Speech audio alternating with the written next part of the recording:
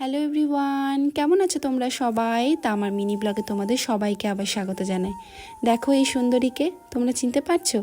এই সেই ম্যান্ডেভিলা গাছ, যেটা কিছুদিন আগে আমি পটিং করেছিলাম। আজ সকালে ঘুম থেকে উঠে দেখি গাছে ফুলগুলো ফুটতে শুরু করেছে। বেশ ভালো লাগছিল দেখে। আমার পছন্দের রং কিন্তু হলুদও। আমার যদিও পছন্দের রং সাদা, কিন্তু হলুদ কালারের রংটাও কিন্তু আমার বড্ড পছন্দের। আমার মারও হলুদ কালারের রং বড্ড পছন্দের। সকালে ঘুম থেকে উঠে বাগানের ফুলগুলো তুলে রাখলাম। আজকের এই ভিডিওটা কিছুদিন আগে শ্যুট করা, ভয়েস ওভার দিতে সময় পাইনি বলে তাই আজকে তোমাদের সঙ্গে ভিডিওটা শেয়ার করছি। দিনটা ছিল মঙ্গলবার, কিছুদিন পরই তো আমি আমার নিজের বাড়ি বালুরঘাটে যাব।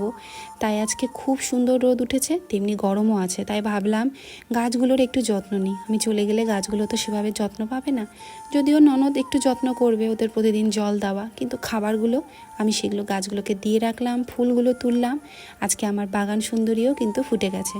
গোলাপ ফুলগুলো গত 3-4 দিন ধরে এত বৃষ্টি হয়েছে, একটু জলের জন্য ফুলগুলো ভালোভাবে ফুটছিল না।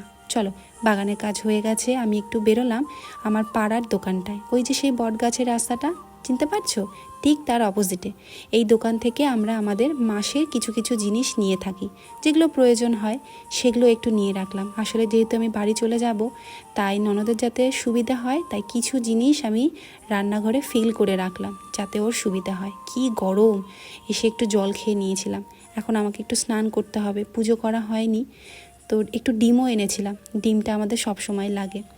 মাথায় একটু তেল দিয়ে নিলাম, বসে বসে ফোনটা একটু স্ক্রল করছিলাম। মায়ের সাথেও সকাল থেকে কথা হয়নি, এত ব্যস্ত ছিলাম। স্নান করে পুজো করেছিলাম, তারপরে আর কোনো ভিডিও করিনি। বিকেলবেলা আমি একটু ভিডিও শ্যুট করছিলাম, তারপর সন্ধে দিয়ে একটু রেস্ট নিয়েছিলাম। রাতের দিকে আজকে আমাদের রান্না হয়েছিল চিলি চিকেন। আমার বড্ড খেতে ইচ্ছা করছিল, তাই ননদ চিলি চিকেন বানিয়ে নিল, আর সাথে বানিয়েছিলাম একটু পরোটা। আমার হাজব্যান্ড পরোটা খেতে বড্ড পছন্দ করে। ও অফিস থেকে বেরিয়ে জিজ্ঞেস করছিল চিলি চিকেনের সাথে কি করবে। রুটি কিন্তু খাবো না, তাই আমি বললাম ঠিক আছে, সাদা পরোটা বানিয়ে দেব। তাই একটু সাদা পরোটা বানিয়ে নিয়েছিলাম, আর সাথে চিলি চিকেন। চিলি চিকেন দিয়ে পরোটা খেতে কিন্তু সত্যিই ভালো লাগে। তো চলো, খাবারটা এবার সবাই মিলে খেয়ে নিই। অনেকটাই রাত হয়ে গেছে, বাইরে কিন্তু বৃষ্টি পড়ছিল। তাহলে ভিডিওটা এখানেই শেষ করছি। তোমরা সবাই ভালো থেকো, দেখা হবে পরের ব্লগে।